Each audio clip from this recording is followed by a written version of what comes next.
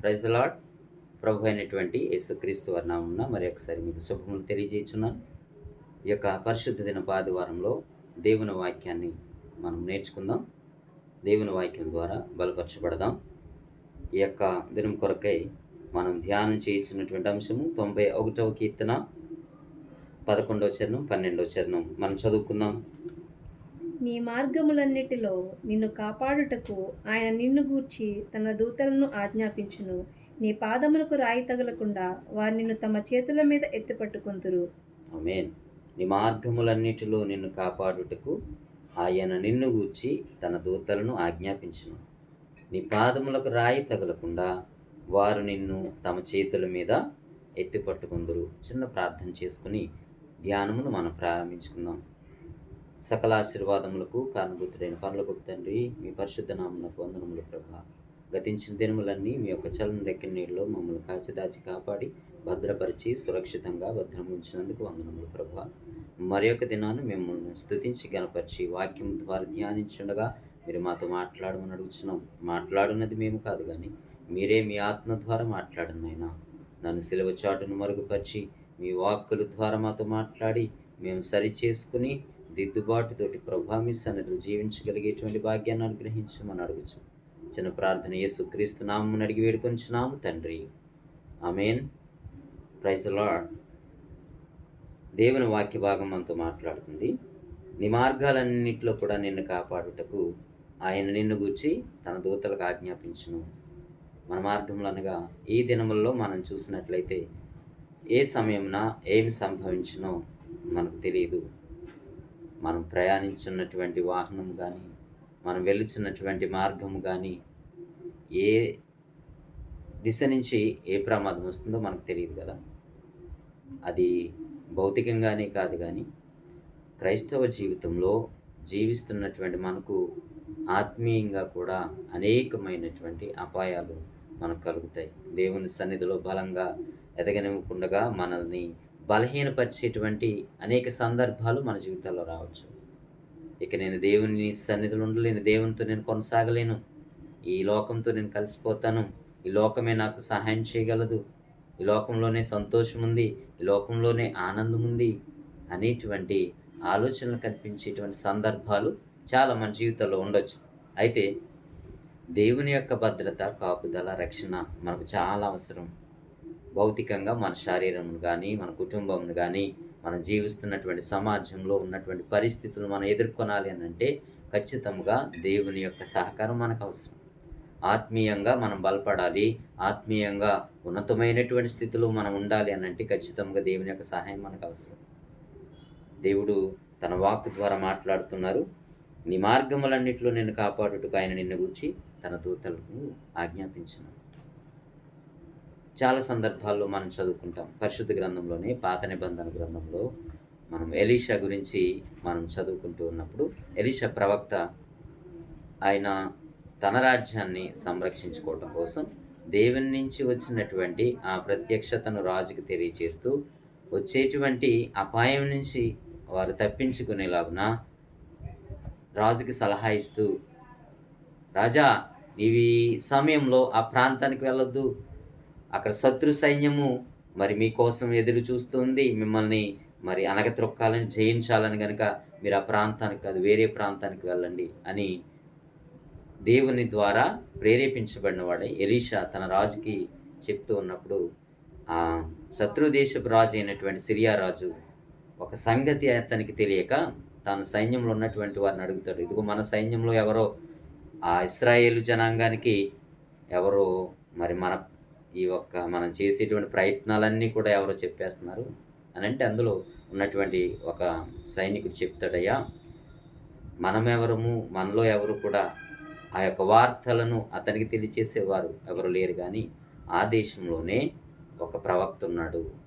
దేవుని ద్వారా ప్రేరేపించబడి మనం ఏ ప్రాంతంకు వెళ్ళబోతున్నామో ముందుగానే తెలుసుకుని ఆ రాజుని, ఆ సైన్యాన్ని వేరే ప్రాంతానికి వెళ్ళేలా చేస్తున్నాడు అని అన్నప్పుడు సిరియా రాజు అంటాడు, మీరు వెంటనే వెళ్ళి ఆ ప్రవక్తను తీసుకురండి, ఎలీషాని బంధించుకుని తీసుకురండి అన్నప్పుడు ఎలీషా ఉన్నటువంటి ఆ ప్రాంతానికి సైన్యమును పంపిస్తారు. అక్కడ జరిగినటువంటి సంఘటన మనం నేర్చుకుందాం. రాజుల 2వ గ్రంథము 6వ అధ్యాయము 14-15 వచనాలు మనం చదువుకుందాం. కాబట్టి రాజు అచ్చటికి గుర్రములను రథములను గొప్ప సైన్యమును పంపెను.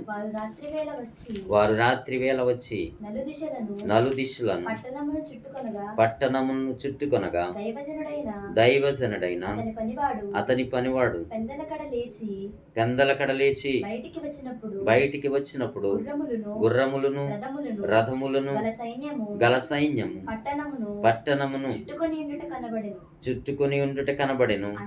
అంతటా అతని పనివాడు అయ్యో నా ఏలినవాడా, మనమేమి చేయుదము ఆ దైవజనునితో అనగా అతడు భయపడవద్దు, మన పక్షముననున్నవారు వారికంటే అధికులై ఉన్నారని చెప్పి దేవునికి స్తోత్రం. హల్లెలూయా.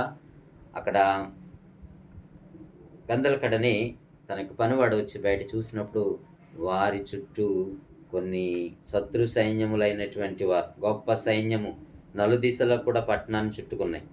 పెందలకడే పనివాడు లేచి చూచి పరిగెట్టుకుంటూ వచ్చి, అయ్యో దైవజనుడా, మనము చాలా ప్రమాదంలో ఉన్నాం, మన శత్రు సైన్యం మనల్ని చుట్టుముట్టింది, మనము ఇప్పుడు ఎక్కడికి కూడా తప్పించుకోలేం, మనకి విజయం రాదు అని అతను చాలా భయపడుతున్నాడు. ఇక్కడ మనం నేర్చుకోవాల్సిన సంఘటన ఏంటనంటే, ఎలీషా దేవుని ద్వారా బయలుపరచబడి దేవుని ద్వారా మరి గొప్ప ప్రవచన వచనాలు చెప్పబడుచున్నటువంటి దైవజనుడు కనుక ఆయన బయటికి ఆ పనివాడు వచ్చి ఆ పరిస్థితిని వివరించినా కూడా ఏమీ భయపడలేదు. చాలా స్టాండర్డ్గా చక్కగా ఉండి పనివాడితో అంటున్నాడు, మనతో ఉన్నవాడు భయపడవద్దు, మన పక్షాన ఉన్నవారు వారికంటే అధికులై ఉన్నారని చెప్పారు. అక్కడ చూస్తే ఎవ్వరూ లేరు వారి పక్షాన. శత్రు సైన్యము రథాలు గుర్రాలతో వారిని చుట్టుముట్టారు, కానీ ఎలీషా పక్షమున ఏ ఒక్కరు కూడా లేరు. అయినప్పటికీ ఎలీషా భక్తుడు చెప్తున్నాడు, ప్రవక్త నువ్వేమీ భయపడకు, మన పక్షముననున్నవారు వారికంటే అధికులు అని చెప్పినప్పుడు ఆ పనివాడికి ఏమీ అర్థం కాలేదయ్యా, శత్రు సైన్యం మనల్ని చుట్టుముట్టేసింది, ఇక మనల్ని వారు బంధించి తీసుకుని వెళ్ళటము లేకపోతే మనల్ని సంహరించటమో జరుగుతుంది, అయినప్పటికీ మీరు చాలా ధైర్యంగా ఉన్నారు అని అతను ఆశ్చర్యపోయి ఉండొచ్చు. కానీ అక్కడ దైవజనుడు ఒక చిన్న ప్రార్థన చేసి అడుగుతున్నటువంటి మాట మనం చదువుకుందాం. యెహోవా వీడు చూచినట్లు దయచేసి వీని కండ్లను తెరువుమని ఎలీషా ప్రార్థన చేయగా యెహోవా ఆ పనివాని కండ్లను తెరవచేసెను గనుక వాడు ఎలీషా చుట్టూను పర్వతము అగ్ని గుర్రముల చేత రథముల చేతను నిండియుండుట చూచెను. దేవునికి స్తోత్రం. హల్లెలూయా, హల్లెలూయా. అక్కడ దైవజనుడు ప్రార్థించి, ప్రభువా ఈ యొక్క దాసుని యొక్క కన్నులు తెరువు చేయి. ఎందుకు అనగా ఇక్కడ ఉన్నటువంటి ఆ ఎలీషా చుట్టూ పర్వతం చుట్టూను అగ్ని గుర్రముల చేత రథముల చేత నిండి ఉన్నది. అది ఎప్పుడైతే ఆత్మీయ నేత్రములు ఆ దాసుడికి తెరవ చేయబడ్డాయో వెంటనే అతను చూడగలిగాడు. తన చుట్టూ ఎలీషా చుట్టూ ఆ పర్వతం చుట్టూ కూడా ఉన్నటువంటి ఆ గొప్ప దేవుని యొక్క రక్షణని చూడగలిగాడు. అగ్ని గుర్రములను రథములు. దేవునికి స్తోత్రం. హల్లెలూయా. దేవుని యొక్క ప్రొటెక్షన్, దేవుని యొక్క భద్రత, దేవుడు కాపాడటానికి ఎలీషా చుట్టూ ఎంత గొప్ప సైన్యాన్ని ఉంచాడో మనం గమనించవచ్చండి. ఇది నిజముగా జరిగినటువంటి సంఘటన. అది మనము డైరెక్ట్గా మనం చూడలేం. ఈ కాలంలో చాలామంది మీడియాలో కొన్ని వీడియోస్ పెడుతూ ఉంటారు, అలాగా వాటిని హైలైట్ చేసి, ఇక్కడ చూడండి దేవదూత వెళ్ళినట్టుగా కనబడుతుంది, ఇక్కడ చూడండి దేవుడే వాళ్ళని తప్పించినట్లుగా కనబడుతుంది అని చెప్తూ ఉంటారు. కానీ అదంతా కూడా అవాస్తవం, నిజం కాదు. నిజంగా నీవు దేవుని యొక్క ప్రొటెక్షన్ చూడగలగాలి, దేవుని యొక్క భద్రత రక్షణ నువ్వు చూడగలగాలి, నీ కాపుదలు చూడగలగాలనంటే నువ్వు యొక్క ఆత్మీయ నేత్రాలు తెరవబడాలి.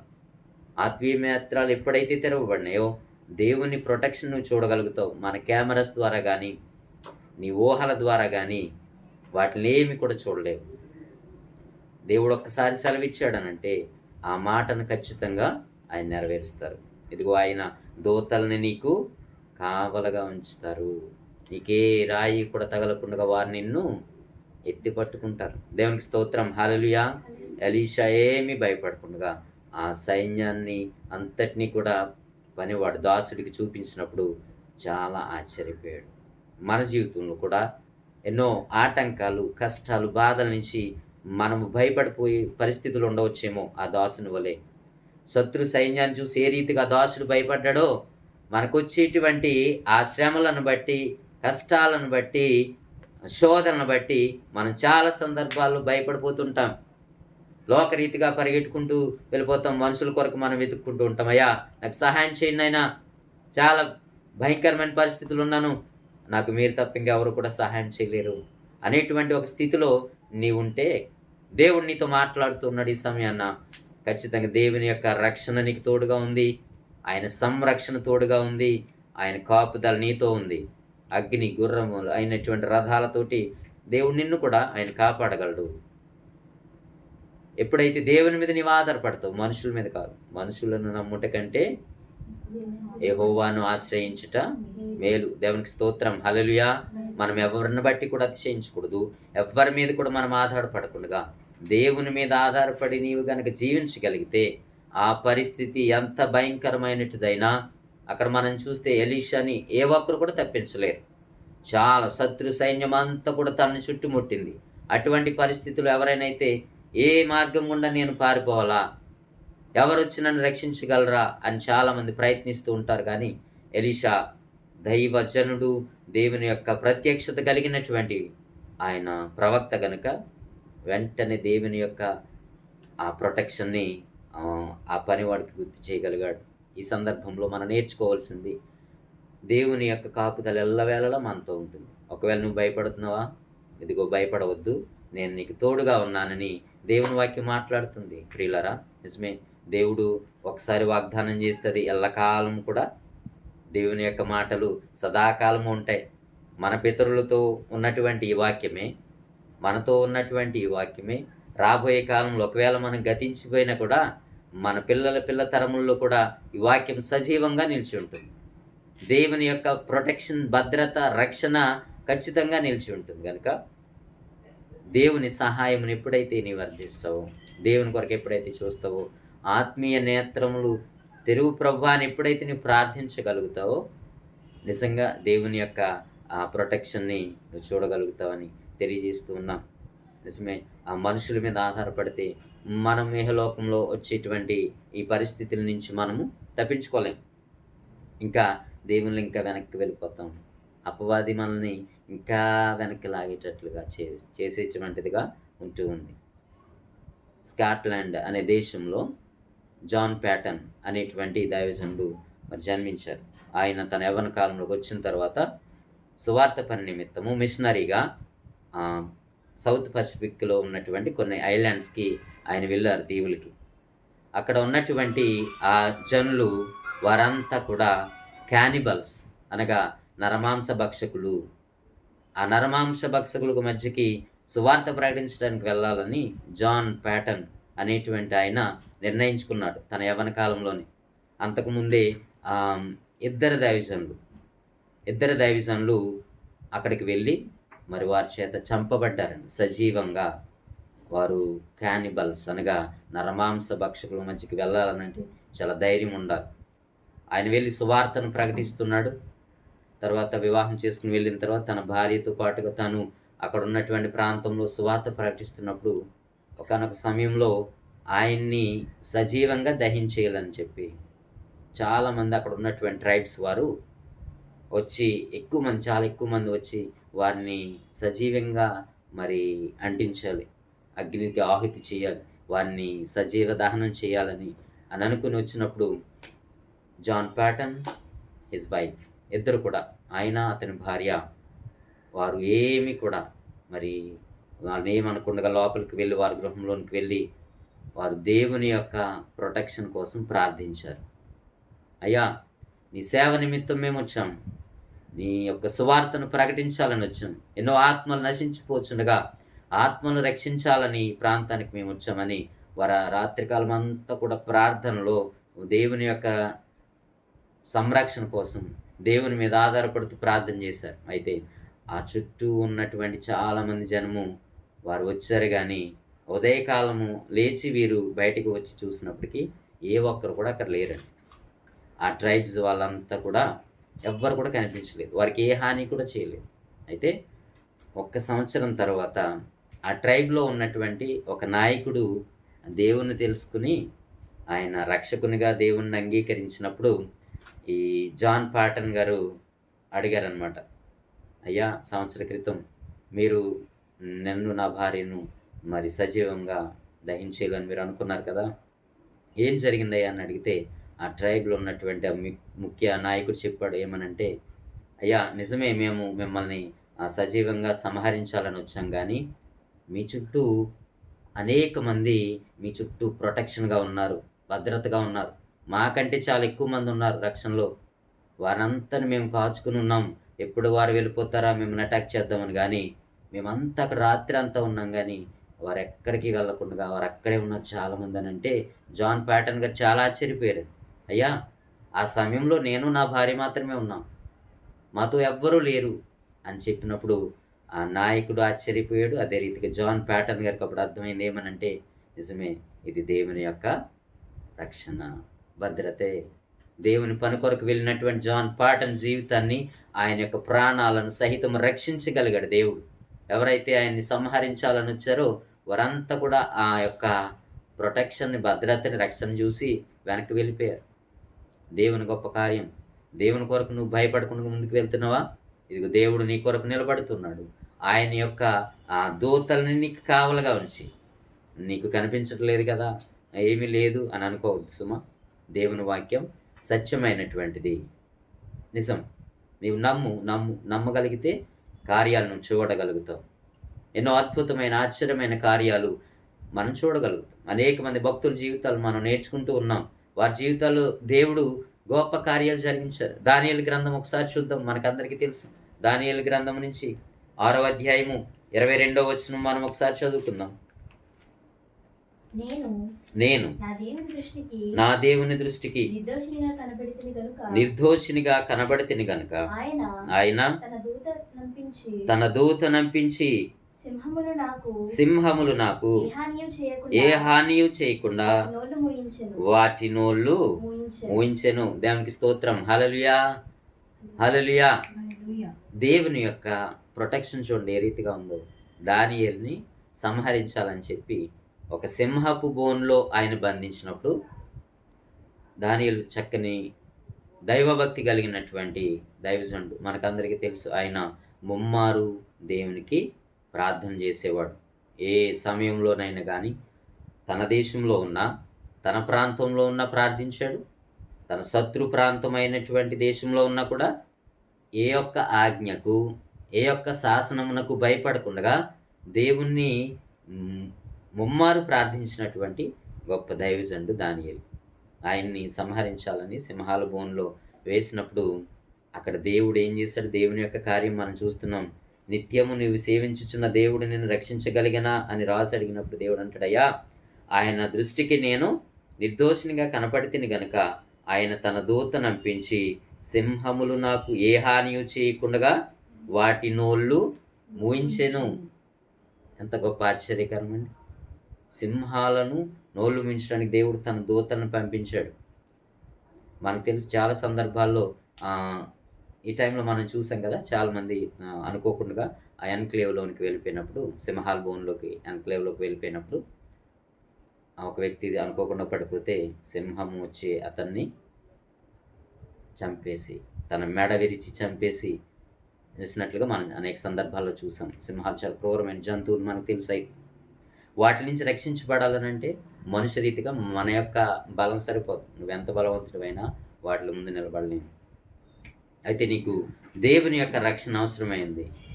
ఆ సందర్భంలో దానియేలు దేవుని భక్తుడు, దేవుని మీద ఆధారపడ్డాడు కనుక ఖచ్చితంగా దేవుని యొక్క ప్రొటెక్షన్ ఆయన తోడుగా వచ్చింది.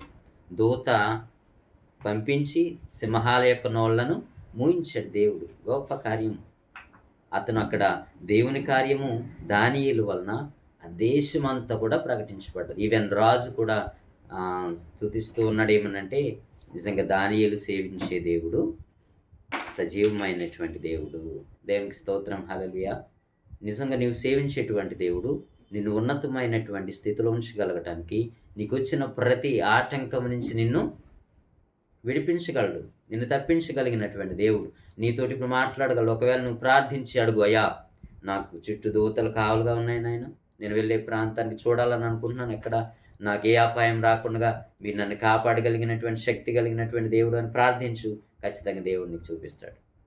దైవజనరాలైనటువంటి మా అమ్మగారు, పాస్టమ్మ గారు, మా చిన్నప్పుడు ఒక ఏమని చెప్పారండి, పిల్లల్ని తీసుకుని వెళ్ళిపోయే వాళ్ళు వచ్చారు, మీ పిల్లల్ని జాగ్రత్త పెట్టుకోండి అని అన్నప్పుడు మా అమ్మగారు ప్రార్థన చేశారంటండి. ప్రార్థన చేసిన ముగ్గురు కొడుకులను, ఆ ముగ్గురు కుమారుని దగ్గర పెట్టుకుని రాత్రి ప్రార్థన చేస్తూ చాలా ఏడుస్తాయా, మరి పిల్లల్ని తీసుకెళ్ళిపోయే వాళ్ళు వస్తున్నారంట, మా బిడ్డల్ని కాపాడిన ఆయన, రక్షించిన ఆయన అని అంటే ఆమె ప్రార్థన చేస్తున్నప్పుడు దేవుడు మా అమ్మగారికి చూపించాడంట, అమ్మ నువ్వేమి కూడా భయపడక, ఇదిగో నీ చుట్టూ, బిడ్డల చుట్టూ దూతలు కావలుగా ఉన్నాయని దేవుని యొక్క రక్షణ చూపించాడు, ప్రొటెక్షన్ చూపించాడు. ఆ మాట మా అమ్మగారు మాతో చెప్పినప్పుడు మేము చాలా ఆశ్చర్యపోయాం. నిజమే, దేవుణ్ణి ఎప్పుడైతే మనం సహాయం కోరుకుంటామో, దేవుని మీద ఎప్పుడైతే మనం ఆధారపడగలుగుతామో, నీ పరిస్థితి ఏదైనా కానీ, నిన్నది కృంగదీసేదైనా కానీ, నిన్నది